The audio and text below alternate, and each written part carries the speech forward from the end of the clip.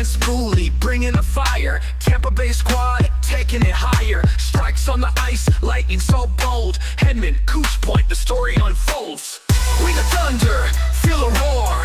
Tampa's team, we want more. From the rink to the crowd's loud sound, Coach Cooper's leading, we run this town.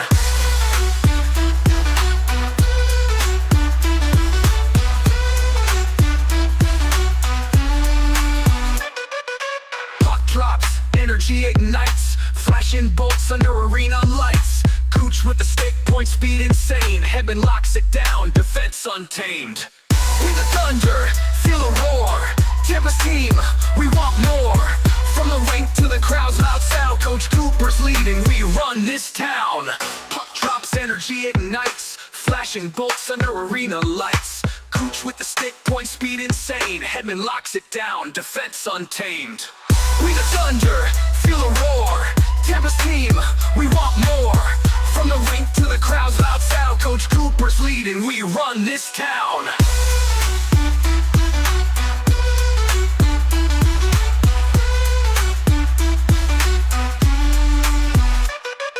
Shooter calls and Schooley breaks it down, analyzing.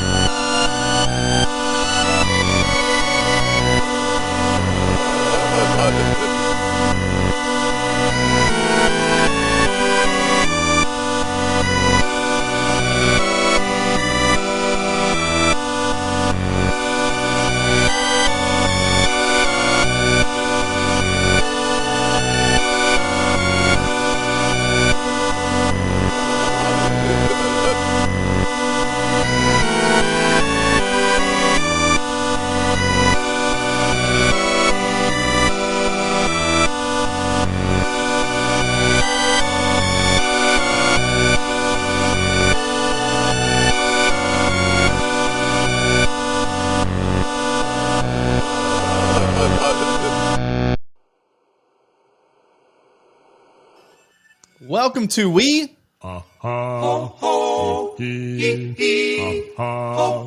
right, Thomas Schooley. It's the Halloween episode. I'm Shooter. Damn, I'm good. And we got Thomas Schooley in the house. Sometimes maybe good, sometimes maybe shit. Sometimes maybe good, sometimes maybe shit. And as I mentioned, we are here. Happy early Halloween. No costumes tonight, but we got some sound effects. This is We the Thunder. We are on the Coastal Sports Network. As always, if you've never tuned in before, we are some super fans talking about our favorite team. And from time to time, we get some pretty good guests on the show. So we're not going to waste any time. We're going to bring on a first timer onto the show. And he is the writer for the Tampa Bay Lightning. So you've probably read some of his articles already. You might not know what he looks like, though, but let's bring him on. With that creaky door, Benjamin Pierce, welcome to We the Thunder. Thank you very much. You said you might not know what he looks like, Halloween theme, and it doesn't get much scarier than the mug here. I was telling you, we got the face for radio going, so we'll scare your guests away right away. I appreciate that. There you go. I mean, that goes for all of us on this show. We were right? meant to be one of those podcasts that's audio only, but we like to share the fun with some of our folks here on the internet. So if you're out there, give us a shout in the chat. But a lot to talk about. We are on a 3-game winning streak, so I definitely want to talk about that. We've had some changes to the teams, changes to the roster in the last week or two. But first, let's kind of talk a little bit about you. You are only in season 2 here with the Lightning. Now, did you move to Tampa? What is your background before kind of jumping into this role? Yeah, so I moved to Tampa just in time last year, actually, for the Hurricanes, which obviously everybody told me you moved to Tampa. The one thing you don't have to worry about is getting direct hit by a hurricane because we've got this magical burial ground in the water in the bay. You're safe. And I grew up in So it's your Wisconsin. fault. Yeah, exactly. Everybody tells me around the office everything was fine until this Ben Pierce guy shows up. But yeah, I grew up in Wisconsin, working in newspapers. I grew up playing hockey. Kind of had the typical growing up in a small town, Wisconsin. Played hockey every weekend, every day after school. Did a little bit of officiating when I was younger. Went on to coach hockey when I was done, and got a degree in journalism. Was covering sports, everything from city government to junior hockey and everything in between. So a little bit of college sports in there as well. But it's the NHL was always the dream for me, and it's something that I've always continued to chase, and it's just. Tampa Bay, in a way, is kind of a little bit full circle for me. I grew up in Wisconsin, like I said, so we don't have an NHL team. Growing up, it's a crazy side-winding story, but my favorite team was actually the Edmonton Oilers, pre-Connor McDavid, I should say. So I'm not one of those guys. I wasn't one of those guys growing up, but my first NHL game in person was here in Tampa Bay. Our family actually came to Florida on a family vacation in the middle of January when it's obviously freezing cold in Wisconsin. You're looking to get away somewhere warm. But my brother and I both played hockey, both love the sport. And we came down to Tampa, caught a game here at Amalie, and just we loved it. I still, somewhere at my parents' house, we still have the free T-shirt they gave out that night, and ever since that night, my first ever favorite player was Marty St. Louis. So it took a long time, but it's a little bit of a whirlwind, a little bit of a full circle thing for me. But I couldn't be happier to be here in Tampa Bay, and just so pumped to be here. Although I'm pumped, knock on wood, that hopefully this year I didn't bring any crazy hurricanes with me. So down one season down, and it's just pumped to be here. Just really happy to be part of the Lightning family. And there you go, Michelle Blevins in the chat. Didn't ever know what you sound like until now. Now you should be able to recognize his voice because he's in there, interviewing players, asking Coop questions. And now you can recognize that voice when you're listening. Not only that, he's also now in the intermission report with E, with Chief. Then it's Ben, and it's also what's his name? Greg Linnelli, Yeah. also in the booth.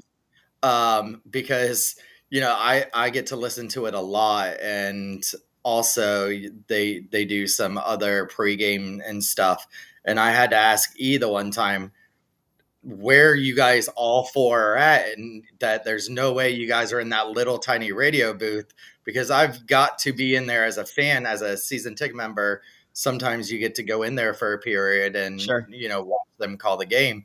And sure enough, E's like, "Yep, we're in that little little radio booth. The four of us are in there." We squeeze in there, and Phil Esposito makes sure every time he goes by us, he makes a face or tries to get us to laugh or say something stupid. So he loves that we're all tight in there, so he can try to make us mess up. It's a tight little fit there, but we love it. It's the panel. We kind of switched it up this year. Last year it was E and Chief, and then I went after them. But the three of us have been tossing it back and forth a little bit this year, and it's been really good. So certainly.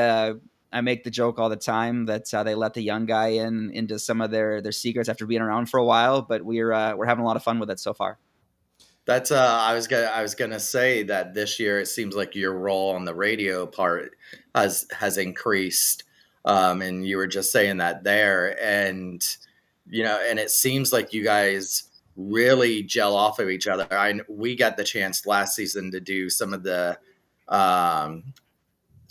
press box, and I think we're going to try to do it again some more this year.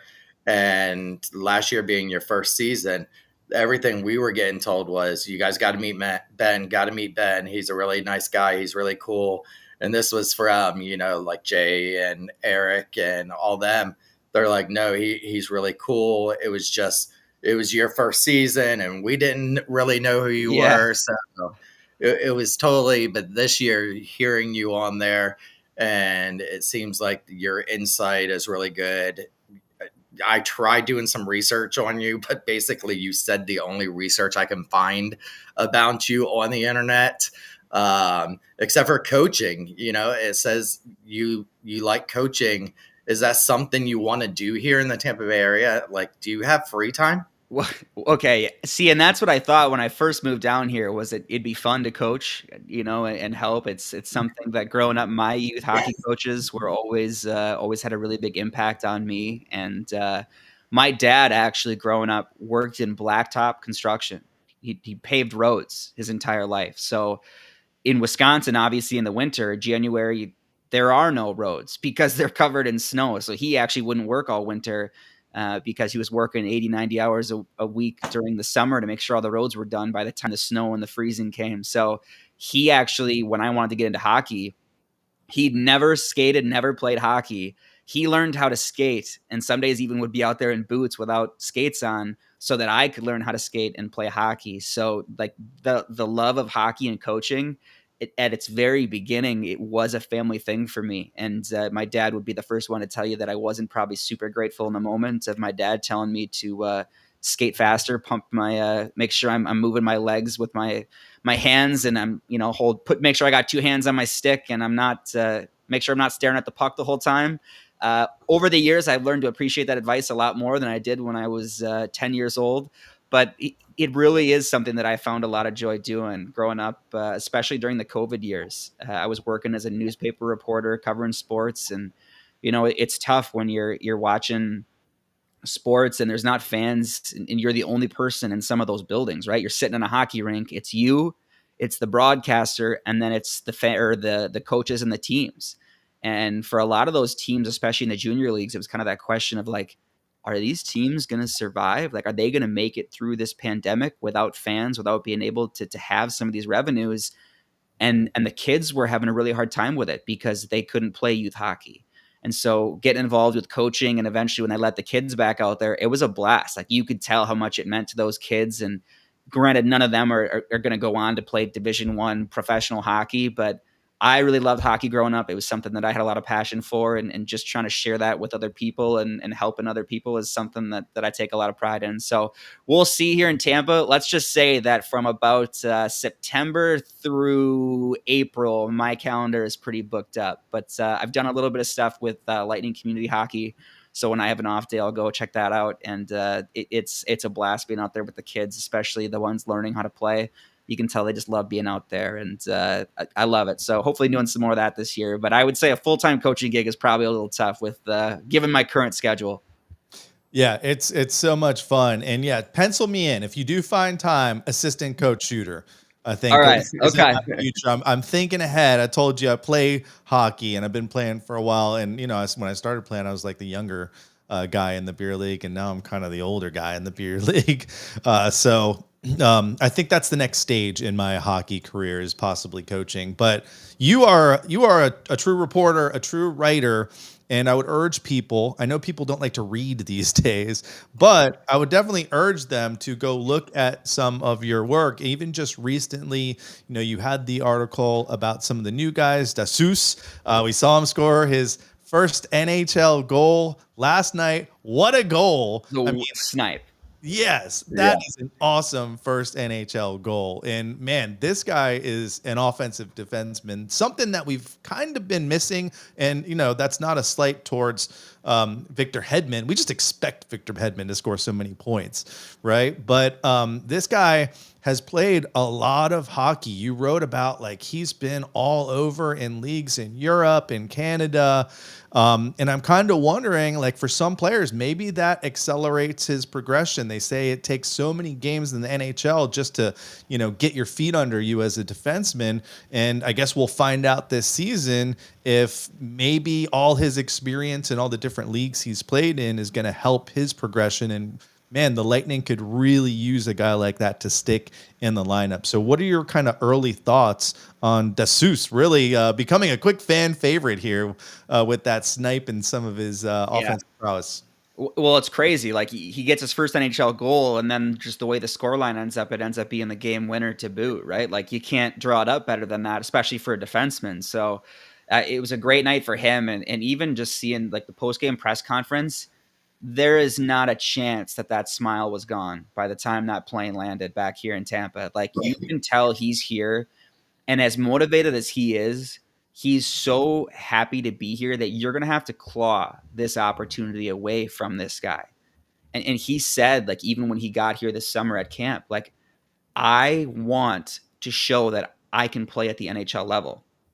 And I talked to Ryan McDonough last week and asked him, like, when you look at a guy like Dastu, who he hasn't played an NHL game, is it different than when you look at, say, a 20-year-old kid coming in for his first training camp who hasn't played an NHL game? Like, can you tell?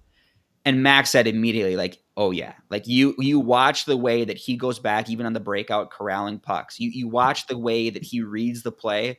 You can tell this guy's a professional hockey player. Now, albeit the jump from some of these European leagues on bigger ice, that's a big transition sometimes. You just have less time and space.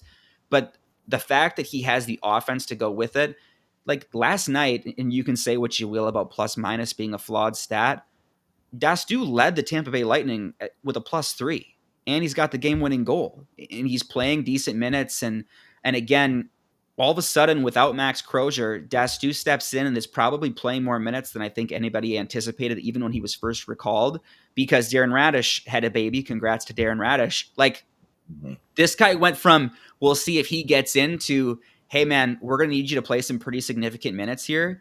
And by the end of last night, he's playing second power play minutes and scoring the game-winning goal. Like the competition this year between the forwards and the defense is way, way, way deeper, I think, at the start of the season than last year. And I don't think it's even close. When you look at this roster construction compared to where it was last year in October, we had guys kind of coming in and out of the lineup. But there are a couple of guys I think even now in Syracuse that you could call up today that could play in your NHL lineup that we haven't even seen yet. You know, looking at guys like Jacob Pelletier up front and obviously Declan Carlisle, right? There are guys, the depth is really impressive, and Dastu is a big piece of that. Like, and it's all credit to GM Julian Breezeball and this organization that they haven't had the draft picks, right? Because of all of these deadline trades and deals they've had to make, they've had to get creative. They've had to go out and say, we need to find guys that can play in the NHL, and we don't want to wait for it to be 3 to 4 years down the road. And they've done a really good job of it. And it's not always the big name free agent that's going to cost you $5 million a year. And I don't know if they get enough credit for that, because last night, I think my favorite tweet was, I don't know if you guys follow Jay Fresh on X, but he's a huge, huge analytics guy on Twitter. He makes all the fancy hockey cards with the percent offensive zone wins and all the crazy numbers.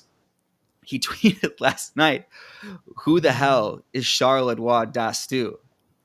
And of course, Lightning fans, as we love so much about you, we're quick to say, respect my king, respect the guy who just scored the game-winning goal. They were quick to jump in and say, respect him after he scored the goal. Like, he's a player. And Dastu said last night, I think I've proven myself to be capable at this level, and I want to keep getting better. And he thinks from game one to now, he's done that. He's been a great, great story off the ice and on the ice. And it's just another person that all of a sudden you're going to have to look at this roster. It's going to be another decision to make in, pretty short order, hopefully.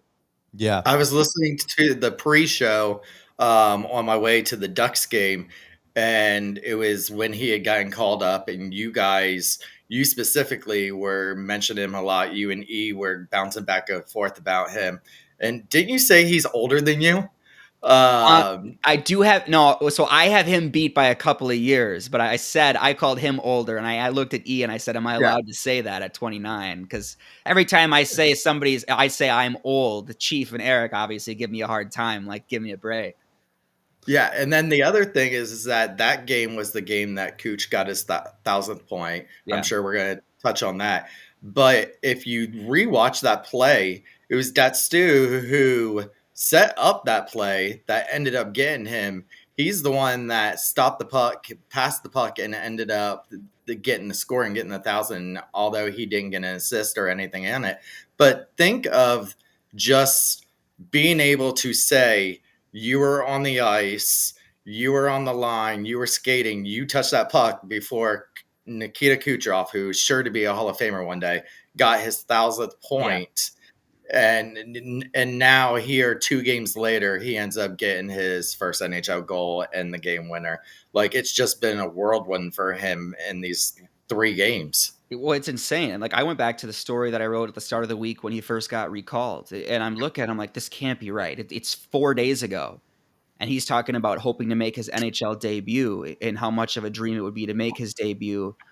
4 games later, he's got a game winner under his belt, and he's on the ice for one of the biggest moments for a player in franchise history in the regular season. And it's just like, and he said as much post game. He's like, it's this last week has been absolutely insane, and it's everything you dream of as a player. And this is a guy who was undrafted. He had 27 career AHL games coming into this season, and he won. He went to 2 different leagues in Europe the last 2 years. Was named the defenseman of the year in both of those, and that's what it took to earn an NHL contract. Like, he could have easily said, I'm just going to enjoy the life living in Europe, because, I mean, how many guys say, you know what, I'm going to go play college hockey. I'm going to spend 5-10 years living in Europe, being a pro hockey player, love the scenery and everything in Europe, and call it good. Like, tons of them. And he said, no, I'm going to find my way to the NHL. So credit to him, because he's been great. And I mean, up and down this lineup, there's so many of those stories. And you look at another guy like Dominic James. Dominic James, that was the other thing, is someone who Crazy. Was the talk of everybody and everything, and Coop made, basically said after the 1 game that he was the best player on the ice. And you had all this talk. You get Chafee sent down because they want to look more at James, and a lot of people are saying James deserves that spot over Chafee. And all of a sudden, there's no more talk about James, because here we are with Destu, and then you're going to have, 2 more weeks, and then the talk's going to be about Nick Paul coming back. And once Nick Paul comes back, then they're going to have that log jam, and it's going to be a whole bunch of, and you of all people know that you can't please all Lightning fans, and depending on how this team goes depends on how your news feed goes. And there's going to be people that are not going to like the decisions the Lightning make when Paul comes back, of who they're going to have to send down, who they're going to end up benching. And there's still those people that are really mad that Lilleberg's still on the team. And then you get these 3-game winning streak, and all of a sudden all those things are gone. But the next time that there's some kind of meltdown, some kind of loss on a game, that here comes all this stuff up again. Yeah. And not to mention, Thomas, Geeky goes down this weekend too, which, he's kind of a fan favorite, wasn't getting a ton of ice time. But you're never going to please these Lightning fans unless you keep winning games. That's the one way to that was for Gergensen's coming back, and look what Gergensen has done since he's came back. I mean, it's just this season and this storyline for this season. Like, you couldn't write it any different, from a team that we are so used to winning to all these losses to, I mean, it's still early in the season. We had a little bit of talk beforehand, and we were talking about how crazy, worst start in the history of them. But then it was Game 7, and it's Game 8, and it's Game 9. Vasi finally wins Game 1 and Game 2, when you had Johansson already had won 2 before Vasi had even won 1 yet. So there's all that stuff, and now all of a sudden 3 straight wins, and it's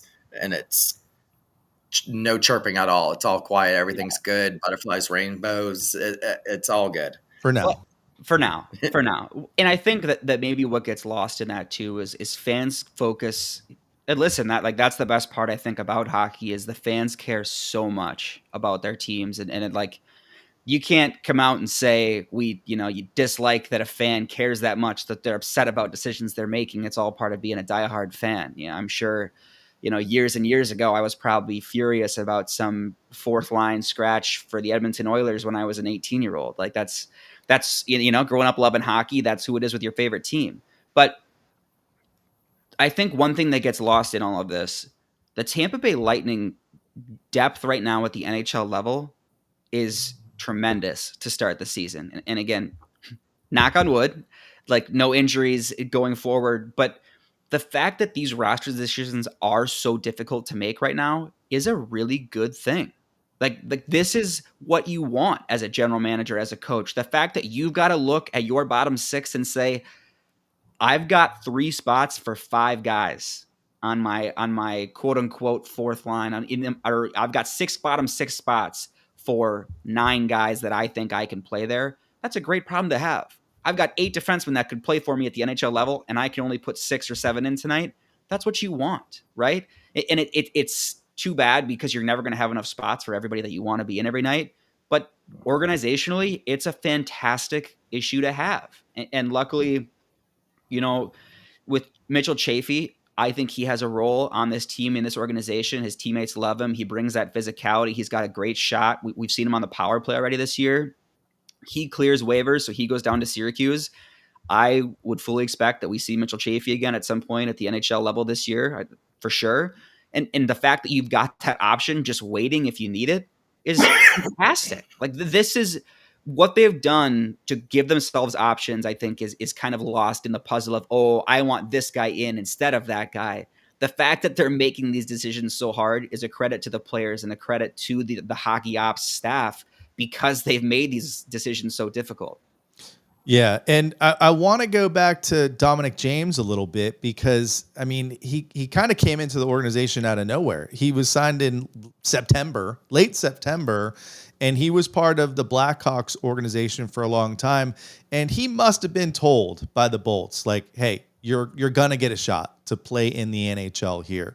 And I'm assuming that's why he came here, and he's gotten that shot. He got his debut against his old organization in the Blackhawks, and no, he hasn't scored a point. I thought, we all thought he got an assist last night, but they didn't give him the assist. But he looks the part, right? Like he looks like an NHL ready player. He's gonna score that first goal or get that first point pretty soon here. What do you know about this guy, Dominic James, who just came out of nowhere? First off, the guy zooms, like he flies on the ice. And I think that that's an aspect that this team was looking for. And I think even in training camp, we saw him in the preseason, and obviously was a late addition to camp because he signed late, after signing as a free agent. And from his first game, his first shift, it was like, okay, this kid's got wheels. This kid is flying out here. And I think something that's so hard to remember is that jump to the NHL. Skating's a big piece of it, because if you can't keep up, if your edge work isn't good enough, the rest of your game doesn't matter all that much, because if you can't keep up, you can't make your plays. And he's got that part down pat. And like, listen, he's really turned some heads. And he had that 2-on-1 with Cooch the other night against, I believe it was Vegas, and he hits the post. Forgive me, I don't remember if it was Vegas or Anaheim, but like, It was Vegas.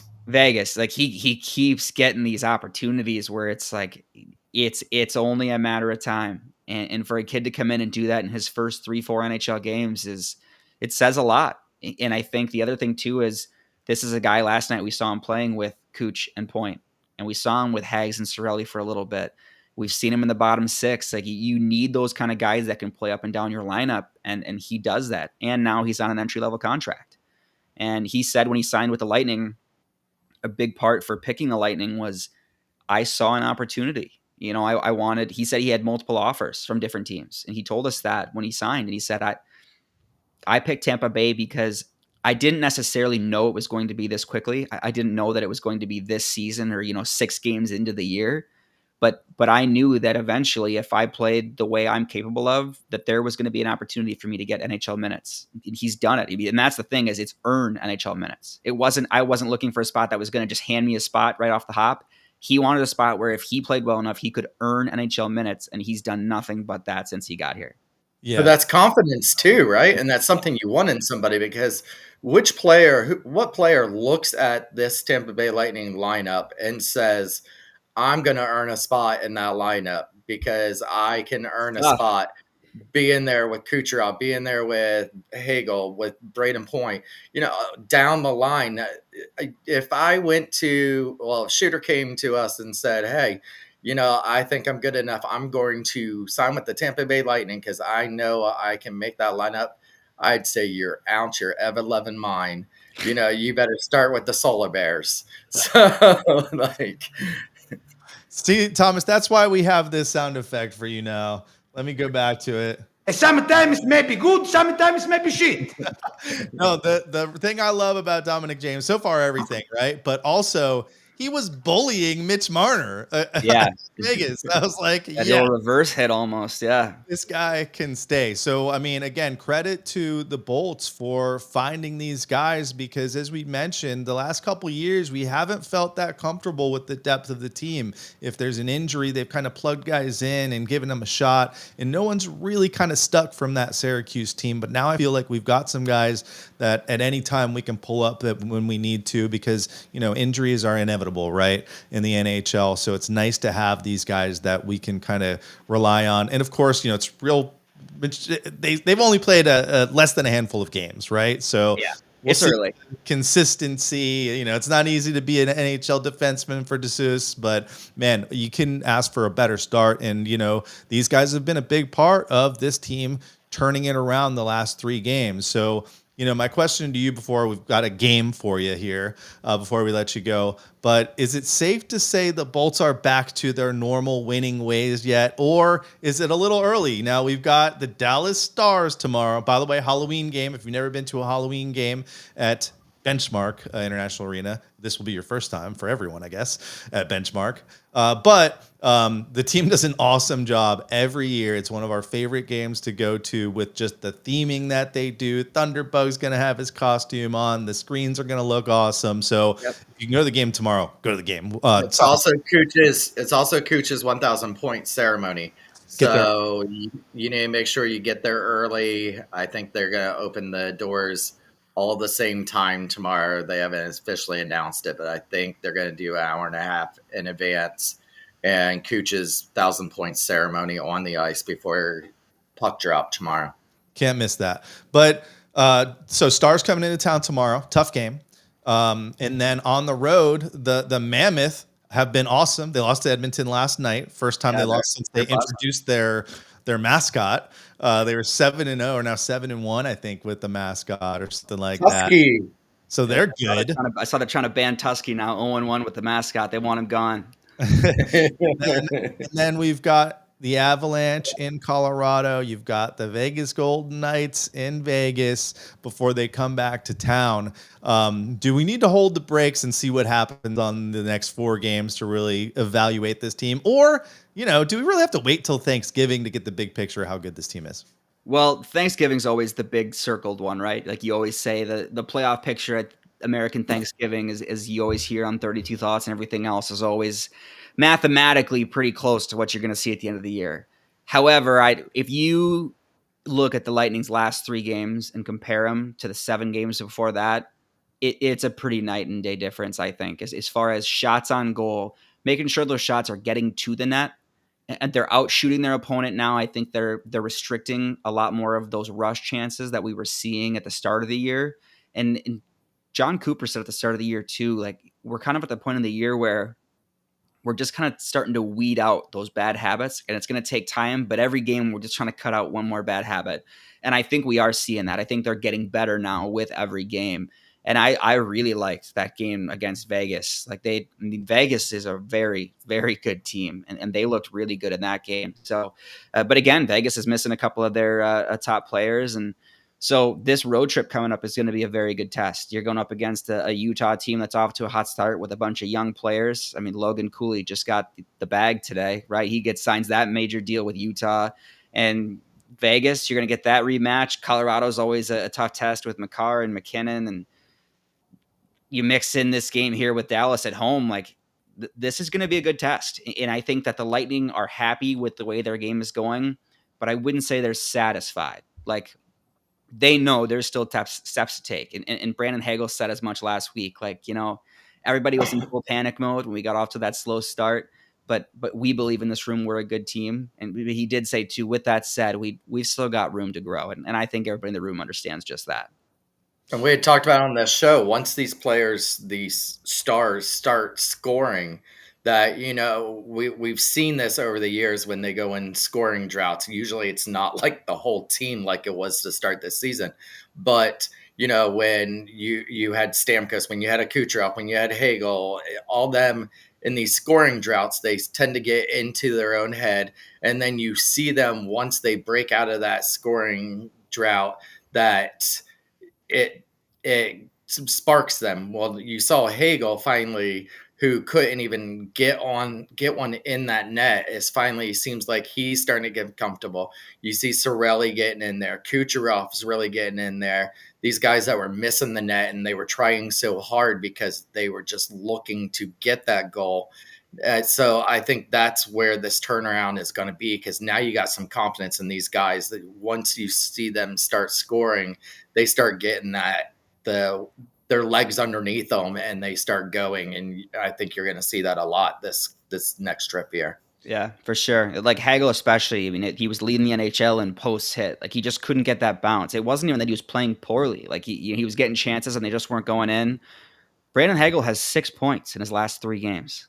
Like, 3 games ago, he had 1 point through 7, and all of a sudden he's got 7 through 10. So Hags, it looks like, is starting to get some of that confidence back, and we saw what that guy can do when he's at his best last year. And Anthony Cirelli's already got 5 goals coming off a career year. So if those two can get some energy going here and provide that extra spark and some more scoring, like, look out. It's just another scare for the rest of the NHL. Yeah, and Braden Point really hasn't been himself either as far as goal scoring yet. So I mean, we're starting to see the everything kind of tip in the Lightning's direction. So yeah, it'll be interesting to see what happens in these next 4 games, especially those 3 on the road. So we are here with Benjamin Pierce. We're going to let him go in a few, but not before we have a little bit of fun. So we play some shooter games on this show. We haven't done any this season yet, so you're going to be the first victim here. All right. All right, Benjamin. What we're going to do is we're going to play Ben GM. And don't think GM of an NHL team. Think GM of the actual NHL. Maybe it should be called Ben Commissioner, but we're going to go with Ben GM. So we're going to ask you 5 questions here and just get your opinion on some of these NHL topics. So we will start with the current playoff format. If you are in charge of the NHL, are you sticking with this current format that has us playing Toronto and Florida every year in the first round? Or are you going back to 1 through 9? Or do you have any other brilliant ideas you want to throw out there to the NHL? Gary listens, so.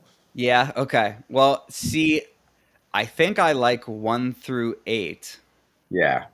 I do think that as a hockey fan, I think I would prefer the 1 through 8.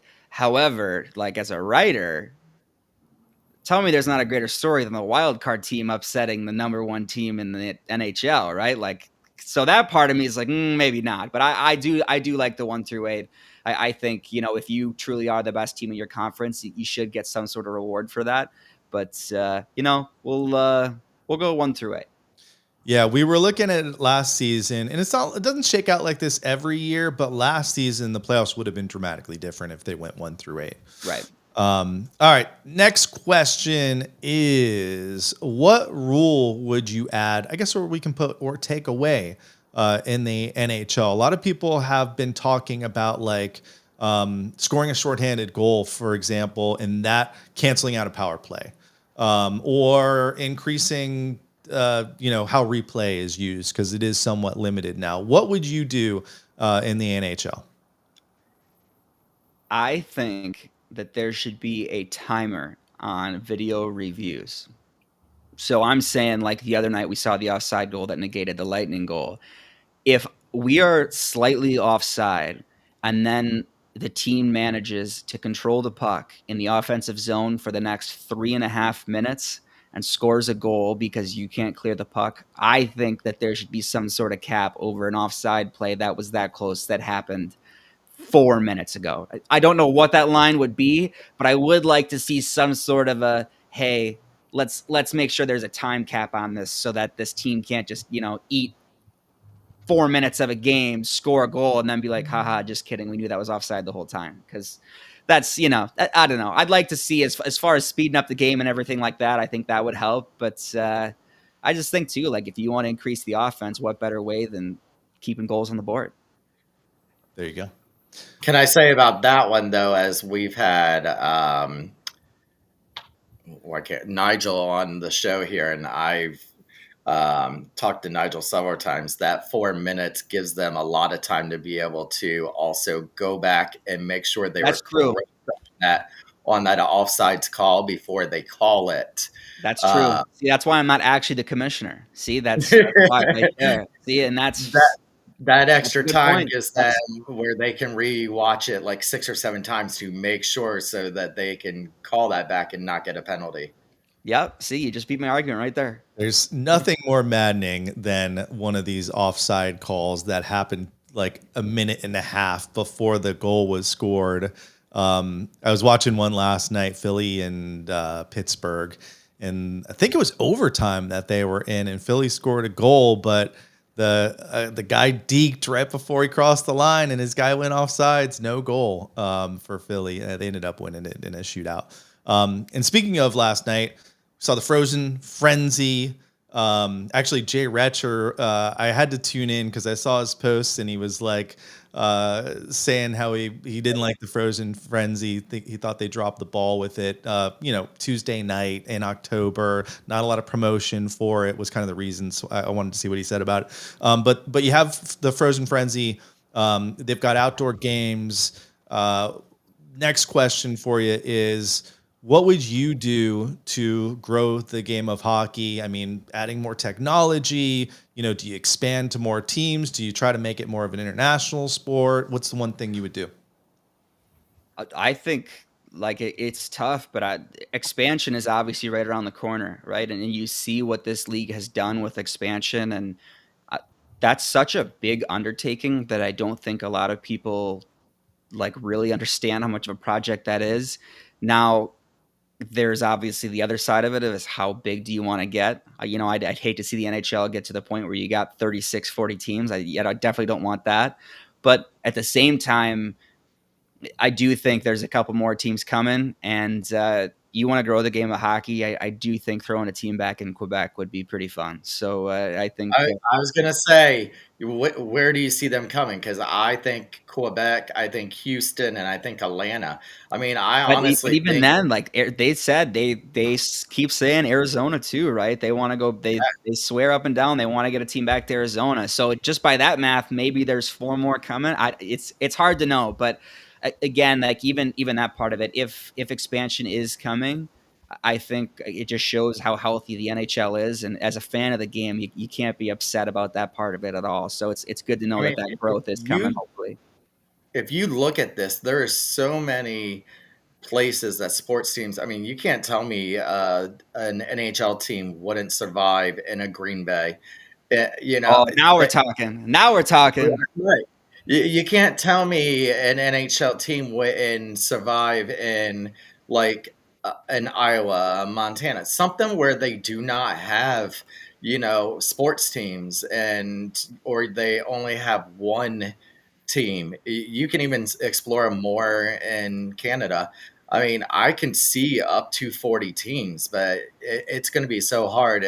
Then I think once you get to 38, 40, that you're going to end up saturating it, and there's going to be teams that you're going to end up having to move eventually and relocate them. But, And if you get to if you get to that point too, then I'm revoking my 1 through 8 answer, and you're going to have a play-in format. If you get that many teams, you're going to have to involve more teams. But it's a good problem to have, right? If you have that many people interested in joining your league, like hockey, you look back to even like we were talking about COVID. I don't know if anybody foresaw the league being this healthy so quickly coming out of that pandemic. So it's a good problem to have. Yeah, the league didn't even expect that. The league felt like they were still going to be flat for the next 4 look at the years. salary cap, right? Yeah. To me, growing hockey is, about turning the sport on to new fans, right? And it's just, and I don't know how you do it, but like get people to games that haven't been to one. I got to give Thomas and I guess myself credit for this, because when we talk to somebody that hasn't been to a game, like we give them tickets. We have them pull up their schedule. Thomas, you've done it way more than I have because you've had tickets longer, but like getting them to a game and experiencing in person. It's tough to say like, hey, it's Tuesday night. Go turn on the NHL. Every team's playing. but and compared to going to a game and being in there. So I don't know how you fix that though, NHL. I was just working a Halloween event the other day, and someone came up to me and they're like, "Thomas, right?" And I'm like, "Yes." And then I'm like, they said, "Oh, we haven't been to a game. Her boyfriend just moved here." And I was like, "Send me a message. You guys will go to a game. I'll send you to a game." And they're like, "For real?" And I'm like, "Yeah." So they messaged me, and I was like, "Listen, what days work for you?" And they're like, "Any day except for this." I said, "Okay, let's pick a game and get you to a game." I was like, that has always been, that was the reason I started the group Thunderbolts, was always to get fans closer to the game, be able to have access more to the game. And that was part of the reason I joined this podcast, was because we get to interview people who have been part of the Lightning, people like Ben, people like people like Sonia and stuff like that. And, we get tons of feedback. The other day, Shooter said he got recognized for the first time the other day, and it was weird. Yeah, trust me, I know. And again, working for the team, I think one thing that I underestimated, but when I got hired, was how much work Tampa Bay does to grow the game of hockey, specifically here in Tampa Bay. Like, you look at all of the theme nights that they do here, and obviously we just got done with Noche Latina here. That is such a big part of this community, and that's going above and beyond that just a lot of NHL teams don't do. Right, like it's something that is very Tampa rooted, and they make that effort every year to keep doing it. And it's not just, hey, let's throw a couple decorations up. It's our anthem singer is going to have roots. Our lead chef is going to make sure there's every place in the arena, every food is going to be Latina themed, have Hispanic heritage. Like it's a true organizational effort. And I think it's more than I expected in that regard. So I think it's been cool to see that. Yeah, the team's always done a tremendous job of just presentation to everything in that arena. All right, here's something for you to fix. We're not even having one this year, but the NHL All-Star Game, we've seen them do different things the last few years, right? We had the Four Nations tournament, which was kind of in place of it last year. They remember in Vegas when they did like the special games, they were playing 21 with like they were shooting at the wall. So dumb. We've seen them at the beach in South Florida playing games out on the beach. I don't know if any of those are a good fix for the All-Star Game, and those are all like skills competition little games. But what do you think they can do to draw some interest? And maybe we need to blame Going back to Worlds next year, right? Isn't next year the Worlds again? It's like every 2 years, I believe. Yeah, is going to be the Worlds. But like, I think fixing the All-Star Game is a pretty, like, the problem is the NHL has such a long history with the All-Star Game, and I give them credit for trying to change things, right? Like, I think if they had just been rolling out the same All-Star Game for the last 10 years, people could say, what the heck, like, this is stupid. But to their credit, they have tried new things, and not all of them have worked, but you have to give them some credit for trying, because like you look at like the NBA All-Star Game and it's unwatchable. Like a couple of years ago, they're scoring 200 points. There's no defense. And it's like, what are we doing here? So my idea, I want a 3-on-3 tournament between the Eastern and Western Conference, but I want both conferences to be able to draft 2 players from the other conference with their first 2 picks. Oh, that'd be cool. Little twist. So then maybe you get to see, like, for example, you'd get to see Nikita Kucherov play some of his Tampa teammates and see Kucherov play on, say, if like Connor McDavid was the captain of the Western Conference, you maybe get to see a guy that he would never have a chance to play with, just something different. But then you still get the game aspect of it. And I think maybe even playing some of your own teammates might bring some competitive fire out of you. So that would be my idea. Something different, something new, but it's still a little bit more game action. And with a 3-on-3, maybe it's a little bit more relaxed, so you avoid the injury, hopefully of you might get it at 5-on-5. Cool.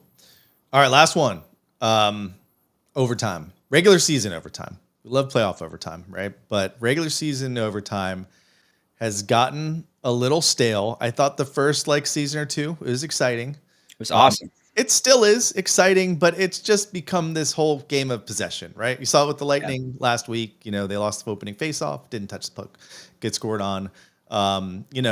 What would you do to change regular season overtime? Or, do you like it as is, 3-on-3? It's sometimes exciting, sometimes it's boring, but I do really like it. And this is something that as a fan, I always went back and forth on, because I used to be like, growing up, you love the shootouts because you always got to see the fun moves that you could never pull off as a kid. And then you go out on the rink for 7 hours trying to pull off the Datsuk or the crazy Nikita Kucherov no move. And you can never do it, but that's where you kind of got your inspiration for that. And then you get older and you're like, I don't know if I enjoy watching my team lose in a shootout, because it's not really hockey. And you have that little back and forth. I think the regular season overtime at 3-on-3 is fun. I would push it to I think I'd double it to 10 minutes. And I think I would go to 4-on-4. I think I want it to be a little bit more hockey. And then that way, if you get a power play, it's 4-on-3. You kind of get that more open ice. I think it Do could you still be. do sudden death, or do you do whoever has No, the I highest score? still sudden death, but I think because I think at 5 minutes, what happens is I think you get to 2 minutes in, and then I think the teams say, let's just push it to the shootout. And I think if you made it longer, you're going to force these teams to say, we can milk 2 minutes. It's going to be really tough to rag this puck for the next 6 minutes instead of 2. I think if you pushed overtime to a 10-minute period and made it 4-on-4, they're going to have to push, and even 3-on-3 would be fine. But I think if you push it to 10 minutes, you'd have a little bit less of that rag in the puck, because they wouldn't be able to say, hey, we've only been out here for a minute and we just have to rag this puck for 90 seconds and we're basically into the shootout. yeah, that'd be interesting. The NHLPA is going to want to talk to you about a little bit more money for their players, though, for that extra 5 minutes. Yeah. And I'm sure the players would be like, we play plenty of minutes already. So again, I don't have the commissioner title for a reason. Well, I told you this would go fast. We'll let you go, but hey, thanks for jumping on with us. We'll probably see you at some point at one of these games, so make sure if you do see us, say hi. And now everyone that has only listened to Ben, or only read, I guess, because some of you haven't heard Ben's voice, now you know what he looks like, and you know what he sounds like a little bit more. His second season here with the Bolts. Hey, we're glad to have you here in Tampa, and thanks again for jumping on with us.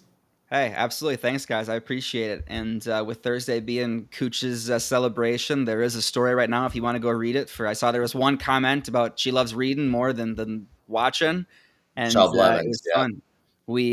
I went back and talked to the triplets line. So I talked to Tyler Johnson and Andre Palat. We talked to Adam Oates, Cooch's skating coach, and all sorts of good stuff in there from Gensel points. And it's a long one, but it's a fun read. So Thursday should be a fun night. I think everybody's looking forward to it. So I appreciate you guys taking a couple of minutes, and hopefully we see that win streak push to 4 tomorrow night. All right. Well, thanks again, man, and we will see you around the bench. Sounds good. Thanks, guys. Thank you. Right. That was Ben Pierce. Let's give him what do we got here? Halloween. Thomas, I know you just love this song. All right. So I've been listening to that pregame show and during the intermission show, and between him, Chief, E, and Greg Linnelli, it's a lot of insight into things. So if you guys are ever riding on your way to the game, tune into the Bone 102.5. You'll hear the pregame, and it's basically them four breaking down the games and what they're talking about. And I mean, literally, they were talking about James and Dustu, and here these two come out and become Tampa Bay Lightning household names. I'm waiting tomorrow to see a Dustu, although I won't be there tomorrow, a Dustu jersey already there at the stadium tomorrow. But it is weird seeing number 51, because I'm like, it's got to be Filppula. in 14 or no 17. 17, yeah, Killorn. He was playing against Killorn the other night, but you have James, who's got 51, who was Valtteri Filppula all those years. So it's weird seeing these people redo these jerseys of players that, you remember for the Lightning that don't get retired. You'll never see a number 91 again. You'll never see 4 and 26. You'll never see 86, 88, 77. You'll never see any of them again. But 17, I mean, Killorn, that was a fan favorite here. And then to play against Killorn in his first game, it was kind of like, ooh. Oof. Yeah, weird, really strange. Speaking of old players, let's talk about 91. Played against him last night. Did he get a point? I don't think he did No. much last night. He was very unnoticeable last night. And there's been a lot of rumors about how Nashville is not very happy with him. And by the way, there's so much garbage articles on the internet these days. And that's where this topic's coming from, by the way. Do you see a world where Stamkos comes back to the Lightning this year or at any point where JBB's still here? They would have to definitely talk out some differences. I mean, it's been widely put out there that there was some kind of rift between those two.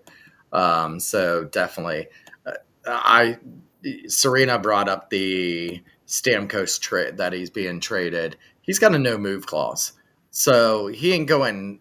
There's nowhere Stamkos is going. That he doesn't want to go, and he doesn't want to go that far away from Tampa. So house here.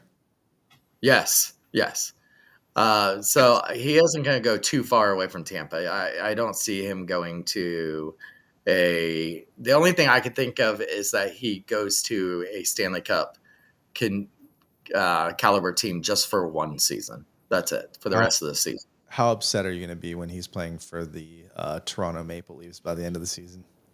Oh, I don't see that. I mean, for him to come back here, as you mentioned, yeah, I mean, I don't know if those two are willing to play ball together, but you're also talking about asking, you got to give up a decent amount for a guy that's only going to play a couple more years because you're going to ask Nashville to eat that salary. And that's a big ask, right? He got a really generous contract from them, and we just can't pay him that much. So everyone who's out there hoping this is going to happen at some point this season or before the trade deadline, I reset your expectations. Will he be back in a Lightning uniform to retire? 100%. Yes. That might be, 3 years down the line. And listen, I plan on going to Nashville on March 21st to watch them play against the Golden Knights. So I think there's a group of us going there. So he can't be traded. Sorry. He's got to stay. Or you'll just become a Forsberg fan. That's right. Marchessault or something. Yeah, March is out there too. That they had a crazy stat during the game with Marchessault on his career, how the first 150 games he had 6 points or something like that, and then the next 150 games he had 150 points or something crazy like that. That was an amazing stat. Talk about guys that slow developers like DeSuze or guys that just don't get their chance. It's another guy that's made the most. That's why I'm really feeling good about Perbix. Yeah, Beverly said we'll go see Perbix. That's who I'm going to Nashville with for is Perbix. That's funny. All right, so that's Stamkos, and then the only other thing I really wanted to talk about tonight. Well, I should have asked Ben about Nick Paul. I think the pictures that I saw, which I didn't know if were current, still in a red jersey in practice, which means it's non-contact. So still might be a couple weeks away. They always had said November, I thought, or was it December? No, it was November. I think E said 2 to 3 weeks away. So hopefully we'll see Nick Paul soon. I mean, I feel like Nick Paul brings a big boost to the middle of our lineup, which, by the way, our third line's playing awesome right now, which is what we need. And then the milestones, right? We talked about Cooch. Cooch hit his 1,000. We got the celebration tomorrow, so make sure you're there early. Doesn't happen often, but we are lucky. Hedman's on 1,000 watch. He's still got probably a couple years till he gets there because Heddy just hit 800 career points. Yeah, I don't know if he'll end up hitting it. Yeah, he's got a long way to go to hit that. But, with some longevity, if he's able to keep playing, I think he'll get there. And then Hagel and Sorelli both hit 300 career points. So a lot of milestones for these guys. Any thoughts on those? I think it's huge for Hagel and Sorelli, who, never would have thought they would be, especially Hagel, getting up there. Hagel had those good years in Chicago, and then on a good line, and then comes here and is bumped down to number 2 line, number 3 line, and then plays his way all the way up to the first line or the second line. And so, I think it's good. I talked about it, that these guys are now finally starting to score, and they're starting to get these milestones. And one of the stats they said the other day with Cooch getting his 1,000th point is you're always thinking about that your next one's your 1,000th, your next one's your 300th, your next one's your 800. You got them out of the way now. Now you're not trying to shoot for a milestone. Now it's just shooting to score now. So they've got those things off their back. They've got those milestones that they made. Now they're just going to go out and shoot and not worry about those kind of milestones. I think there's still a couple more that can be made. I was trying to look them up real quick. We'll post them before tomorrow's game. What else? 300 points for those guys. You just reminded me. I mean, if Dominic James pans out to be a true NHL player for us, how mad are Blackhawks fans going to be with and potentially James as, these budding kind of superstars in the NHL? That would be awesome. What about the frozen failure, or as Jay Retcher called it earlier? Were you able to tune in? This is actually the first time, because they started doing this last year. They did it 2 or 3 times. Every team plays. They've got the whole triple header or double header going on ESPN and whatnot. Jay's argument was like, it's October, the World Series is on, there's NBA games on, and you did a horrible job promoting it. You're not highlighting things like Stamkos coming back or playing the Bolts again, or JT Miller going back to Vancouver to play there again after what had happened. And I agree with him. He's got some points. I think they do a horrible job promoting it, and they could be a little bit more creative in the broadcast. What do you think of this frozen frenzy? Is it a failure or a frenzy? Well, I mean, it was a failure that like you said, and Jay said, that they did not exploit those rematches. I mean, they had so many matchups set up that they really could have used it for great storylines and stuff, and they totally missed the beat. And yeah, I mean, on a Tuesday night, you've got to move it towards something else. I mean, you can't have it during school weeks. But Saturday, right? Do a Saturday, all games all day. Started at noon. Make sure they're all on. Maybe put on ESPN2 a special channel for the day where you just go to like power play or scoring opportunity. I don't know. I'm trying to like red zone it, NFL red zone it. But they've got to figure out some way to be a little bit more creative. And it goes back to kind of what I was talking about earlier, drawing in new fans. Doing it on TV is really tough with hockey. So, I mean, if you're going to try to do crazy like things like the puck tracker and the name tracking, test out those technologies during your frozen frenzy days and see if you can get some people to stick, because a lot of people really struggle to track that puck or really see who the players are and stuff like that. So it's tough for them to kind of really get into it. yeah, they didn't do a good job advertising it. And I think that's always a big issue with the NHL. They don't do a good job advertising any game except for when it comes to playoffs. Yeah. By the way, we are on TNT tomorrow night Oh yeah. versus Stars. All right, well, that's it. That was awesome to have Benjamin Pierce on the show for the first time. If you haven't checked out any of the stuff that he's doing with the team, especially like some of the articles that he's put out there, he's doing a really great job for the team. So, Oh, here we go. So Nick Paul, when he returns, is one point away from 200 career points. He's 3 goals away from 100 goals.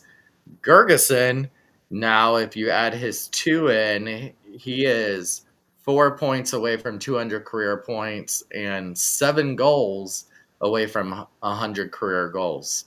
So him and Paul are going to be battling to see who gets that 200 career points and 100 career goals during the same thing. I like it. Like this competition. Who's going to get to 400 points first? Hagel and Sorelli? Yeah. Same thing going on with Hagel. Paul and well, you got the same thing going on with Paul and Jurgensen. All right, what else you got? Ready to get out of here? Yep, let's get out. It was a All good right. show. That we told poor Ben. We told Ben beforehand. We're like, listen, we'll only keep you on for about a half hour, and he's like, okay, that half hour is good. And then I look down there and I see we're at like 42 minutes, and we hadn't even started the game yet. I was like, oh crap, he's gonna be like, listen, these guys don't know how to tell time. Don't ever book me on this again. I want everyone, it goes by really, really fast when we go on the show, and we have a really loose agenda too. It's like we got a kind of an idea of what we're going to talk about, but no, it's always fun to get a good guest on here, especially for the first time. So hopefully he'll I be was back. gonna say, especially when it's their first time, because like Michelle said, she's never even heard his voice. And yeah, this season they've really been adding him more during the season, so it was good to see his role improving. And I had talked to him when you had stepped away before we went live, and I was like, is it weird because we had Chris Krenn as the beat writer before him for 3 seasons, who's now his boss. And I said, is it weird? And he's like, no, it's good having someone who's been there, who did it before me, so I can run things past him and ask him. Yeah, totally makes sense. And yeah, Chris is still there too, running the whole show with media, it seems like. All right, cool. So yeah, if you can go to the game tomorrow, it's going to be a tough game against the Stars. They beat the Capitals last night, but it's the Halloween game, so it's going to be fun. A lot of Halloween stuff going on and decorations. I always like to see what Thunderbug's going to be dressed up as, and then we've got some road games coming up. So I've been trying to figure out some watch parties. So stay tuned for some watch parties. Hopefully we'll get started here in November with one. No guest as of right now for next week, but we might have someone jump on. And then I think we've got the first game versus the Panthers coming up. So we're going to have Rod Peterson come back from Cats and Bolts. Or no, not Cats and Bolts. What's his? Yeah, Cats and Bolts? Cats and Bolts, yeah. Yeah, because they cover both. So I told him at the beginning, after those preseason games, I was like, hey, be ready the week before we play the Panthers, because I definitely want to get you back on. So yeah, stay tuned. We'll have some great guests all season long. But here we are, a couple weeks after we were talking about, what is wrong? Unofficial watch party. Unofficial watch party. That's the only type of watch party we do.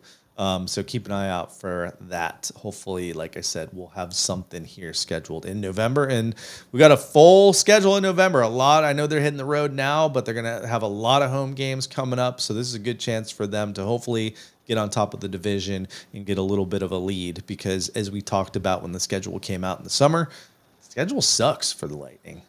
Yeah. SeatGeek promo. SeatGeek, yes. Thank you guys. SeatGeek, WTTPOD. Go buy your tickets for the Bolts or anything you want to buy tickets for. You guys have been using the code. Thank you. It is only your first time on SeatGeek. It's the only time it's going to let you use that code. But you guys have been using it, so thank you. You've pretty much covered our costs for this entire season so far. Hold on. You heard me right. Hold on. That deserves this. So you know what that means? Nothing played. Oh, you can't hear that? No. You must not be able to hear it, but I guess I guess everyone else can because they should be able to. But anyway, seriously, it did pretty much cover our costs to run this show for the entire season. You know what that means? Now we got to clap. Anything else is going to be some stuff that we spend to get some t-shirts, some tickets, some whatever it is. So keep using that code and we will return the favor to you guys. So There it goes again. Is it just like randomly applauding now? I don't know why you hear it now. I've heard it two different.